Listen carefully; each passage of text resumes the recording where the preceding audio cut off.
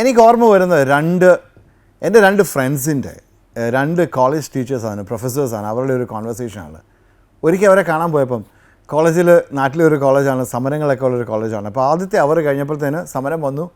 ആ ഒരു ദിവസം പിന്നെ ക്ലാസ് ഇല്ല.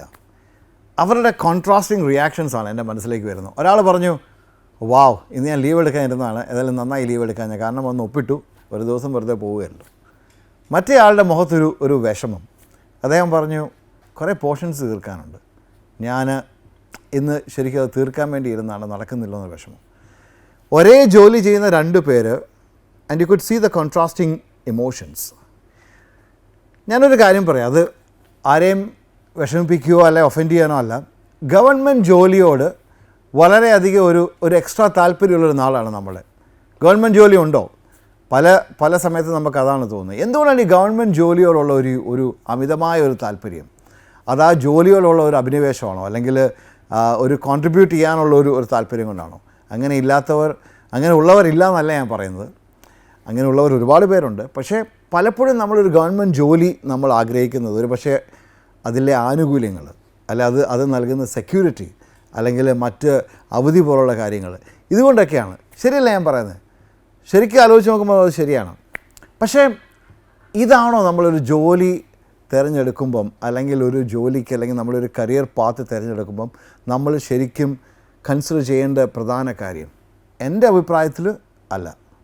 ഞാനൊരു എൻ്റെ ലൈഫിൽ നടന്നൊരു എക്സാമ്പിൾ പറയാം. ഞാനൊരു വളരെ പ്രശസ്തമായ, വളരെ റെസ്പെക്റ്റഡ് ആയിട്ടുള്ള ഓർഗനൈസേഷനിൽ എൻ്റെ കരിയറിലെ ആദ്യ കാലങ്ങളിൽ എനിക്ക് ജോലി കിട്ടി. അപ്പോൾ ഒരുപാട് പേര് എൻ്റെ വീട്ടിലും നാട്ടിലും എൻ്റെ എക്സ്റ്റൻഡഡ് ഫാമിലിയൊക്കെ പറഞ്ഞു, മഹാഭാഗ്യമാണ് അവളെ ജോലി കിട്ടുന്നത്, ഒരിക്കലും വിടരുത്, അവളെ തന്നെ നിൽക്കണം.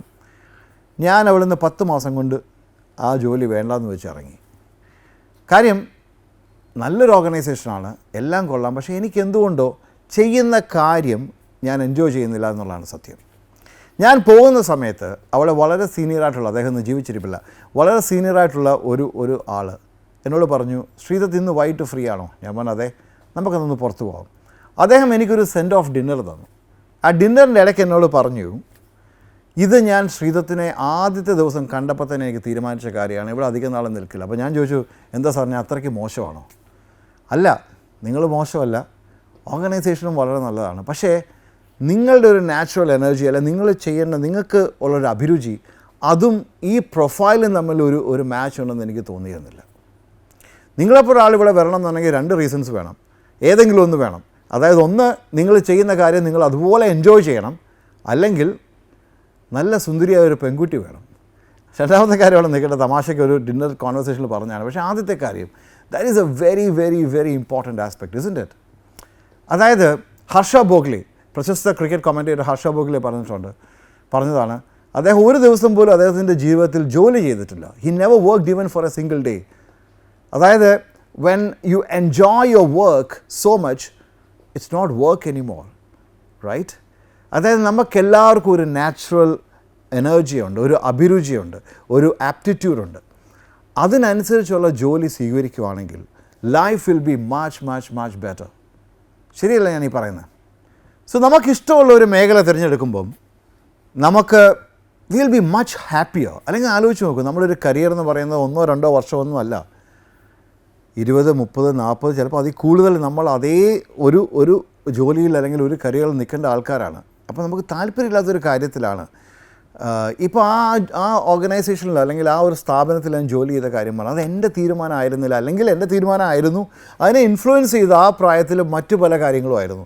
അതായത് കുടുംബത്തിൽ നിന്ന്, അല്ലെങ്കിൽ ഫ്രണ്ട്സിൻ്റെ, അല്ലെങ്കിൽ പൊതുവെ സൊസൈറ്റിയിൽ നിന്നുള്ളൊരു പ്രഷർ. ഞാൻ ഇതുവരെ ചെയ്ത ഏറ്റവും നല്ല കാര്യങ്ങളിൽ ഒന്നാണ് ആ കമ്പനി വിട്ടു മാറിയെന്നുള്ളത്. അത് വേറൊന്നും കൊണ്ടല്ല, ഇന്ന് അതേ ഓർഗനൈസേഷനുമായിട്ട് ഞാൻ വേറൊരു രീതിയിൽ അസോസിയേറ്റ് ചെയ്യുന്നുണ്ട്. അതായത് എനിക്ക് ചെയ്യാൻ താല്പര്യമുള്ള കാര്യങ്ങൾ ഞാൻ ചെയ്യുന്നു. ആ രീതിയിൽ I feel I M adding A greater value and they take my service, and that's A win situation, and that is happening. അത് സംഭവിക്കുന്നത് എനിക്കിഷ്ടമുള്ള കാര്യങ്ങൾ ചെയ്യുന്നതുകൊണ്ട് മാത്രമാണ്. നമുക്കൊരിക്കലും ഒരു പെർഫെക്റ്റ് ക്യാൻവാസ് ഒരിക്കലും കിട്ടില്ല. ഈ ജോലിയുടെ എല്ലാ ആസ്പെക്ട്സും നമുക്ക് ഒരുപോലെ ഇഷ്ടപ്പെട്ടൊന്നും വരില്ല. നമുക്ക് എന്തായാലും സ്ട്രെസ് ഉണ്ടാവും, ഇഷ്ടപ്പെടാത്ത കാര്യങ്ങളുണ്ടാവും. പക്ഷേ നമുക്ക് മെയിനായിട്ട് നമ്മൾ ചെയ്യുന്ന കാര്യങ്ങൾ നമ്മുടെ അഭിരുചിക്കനുസരിച്ചുള്ള കാര്യങ്ങളാണെങ്കിൽ നമ്മൾ കൂടുതൽ സന്തോഷവാന്മാരും സന്തോഷവതികളായിരിക്കും, കൂടുതൽ ആരോഗ്യവാന്മാരും ആരോഗ്യവതികളായിരിക്കും. And we will become reference points for people, we will become a source of inspiration. അതുകൊണ്ട് നമുക്ക് ഗോൾ സെറ്റ് ചെയ്യുമ്പം, അല്ലെങ്കിൽ നമ്മളൊരു കരിയർ ഓപ്ഷൻ എടുക്കുമ്പം അതിൽ പണവും അല്ലെങ്കിൽ സ്റ്റാറ്റസും അല്ലെങ്കിൽ ബാക്കിയുള്ള കാര്യങ്ങളും പ്രഷറൊക്കെ മാറ്റി വെക്കുക. നമ്മൾ എന്താണോ ചെയ്യാൻ ആഗ്രഹിക്കുന്നത് അതിൽ നമ്മൾ കൂടുതൽ ശ്രദ്ധ കേന്ദ്രീകരിക്കാം. അതുപോലുള്ള കരിയർ ഓപ്ഷൻസ് നമുക്ക് തിരഞ്ഞെടുക്കാം. And let us B original. എല്ലാവർക്കും ഒരു വളരെ നല്ല ദിവസം ആശംസിക്കുന്നു.